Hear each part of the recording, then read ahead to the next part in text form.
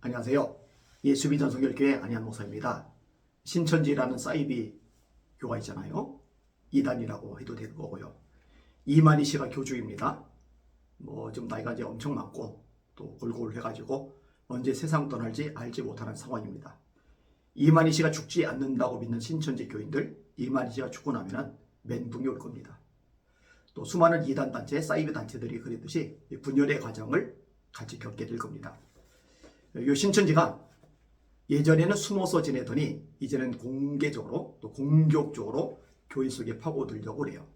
저희 교회도 여러 번 찾아왔었고요. 또 온갖 자료들 보냅니다. 그리고 길거리에서 배포도 하고요.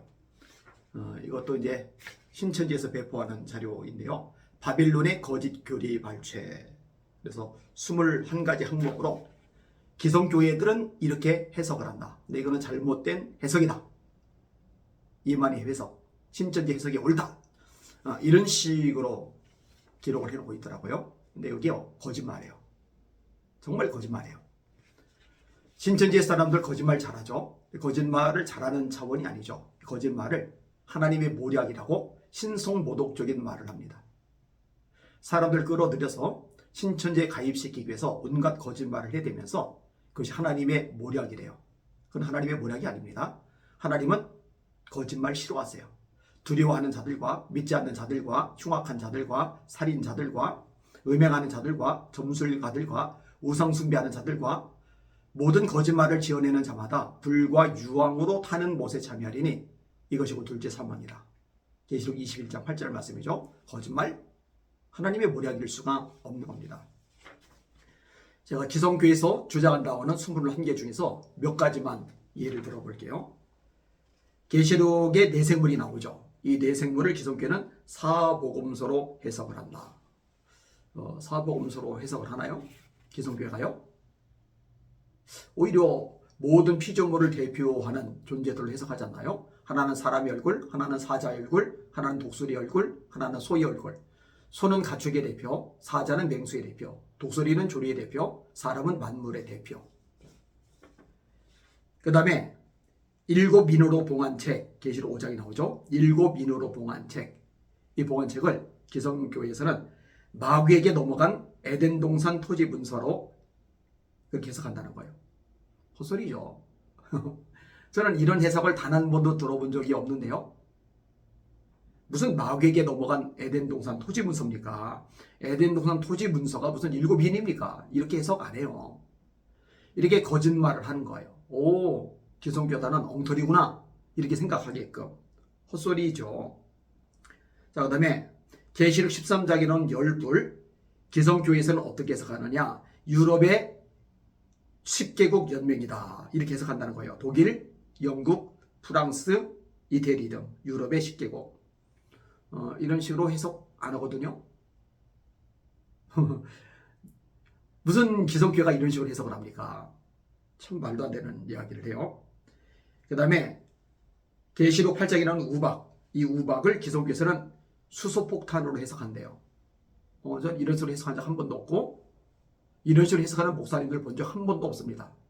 제가 계시록을 1장부터 22장까지 다 설교를 했었거든요. 단 한 번도 우박을 수소폭탄이라고 해석해보지 않았습니다. 그 다음에 계시록 8장에 나오는 쑥별, 이 쑥별은 세균탄이래요. 아니 기성교회가 이걸 세균탄으로 해석을 합니까? 그러니까 거짓말로 기성교회가 이렇게 해석을 한다. 이거는 잘못된 교리이다. 이렇게 공격하는 빌미로 삼는 거예요. 얼마나 비열하고 문제가 많습니까? 그 다음에 창세기 2장에 나온 선악을 알게 하는 나무, 선악나무. 이것은 하나님의 말씀을 깨닫게 해주는 매개체로 가르친다. 아니요. 이렇게 안 가르칩니다. 그 다음에 그럼 선악과는 뭐냐? 선악과를 먹어야 한다고 주장한다. 아니 기성교회 대체 누가 선악과를 먹어야 한다고 주장을 하죠? 창세기 2장 17절에 하나님이 말씀하셨죠. 동산 중앙에 있는 선악을 알게 하는 나무의 실과는 먹지 말라. 먹으면 반드시 죽으리라. 아니 성경에 명백하게 하나님이 먹지 말라고 말씀하셨어요. 근데 하와가 혼자 있을 때 뱀이 꼬드긴 거죠. 하나님이 참으로 동산 나무의 모든 실과를 먹지 말라 하시더냐. 하와가 뭐라 그래요? 먹어도 되는데 선악과는 먹지도 말고 만지지도 말라고 하셨어. 먹으면 죽을까 하노라 하셨어. 뱀이 뭐라고 그래요? 아니야, 먹어. 먹으면 눈이 밝아져서 너 하나님처럼 돼. 하나님은 죽는다라고 말씀하셨는데 이 뱀은 하나님처럼 된다고 말을 해요. 먹으면 안 되는 거예요.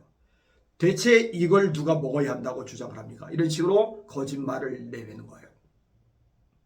그리고 거짓말을 근거로 사람을 미혹하고 흔들어서 헷갈리게 만들어버리는 거예요. 참 악하죠. 그 다음에 신천지의 바른 증거라고 해서 옆에다가 또 자기들은 어떻게 해석하는지 이야기를 끄집어내는데 이거 가관입니다.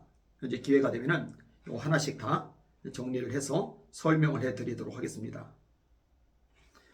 이런 것들을 들으면서 또 보면서 또 공부하면서 속아 넘어가는 사람들 왜 그런지 아세요? 성경에 대해서 무지해서 그래요. 교회 책임도 있어요. 목사님들 책임도 커요. 말씀을 제대로 가르쳤더라면 이런 허접한 내용들이 속아 넘어가지 않았을 텐데요. 야, 이거 뭔가 이상하다, 잘못됐구나 라고 대본 분별하고 손절했을 텐데요. 야, 하나님의 말씀이 이렇게 연결되는구나, 이렇게 해석되는구나 하고 솔깃하고 넘어가게끔 만드는 거, 말씀이 없어서 그런 거거든요. 이제라도 하나님의 말씀을 철두철미하게 가르치는 한국교회가 되기를 원합니다. 이만희 씨 올해 못 갈 텐데 저 미혹에 빠진 영혼들 참 가련하지 않습니까? 가족들도 다 깨져버리잖아요. 정상적인 사회생활, 직장생활이 안 되잖아요. 그래서 이만희 한 사람만 바라보면서 인생 낭비하고 멸망을 향해 다름질 하잖아요.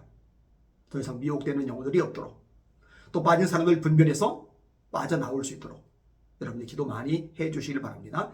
한국교회가 철저하게 말씀을 가르치고 말씀에 서게 해 주시옵소서. 우리들의 중요한 기도 제목일 것입니다. 날마다 주님 바라보시고 말씀 위에 든든히 섭시다. 할렐루야.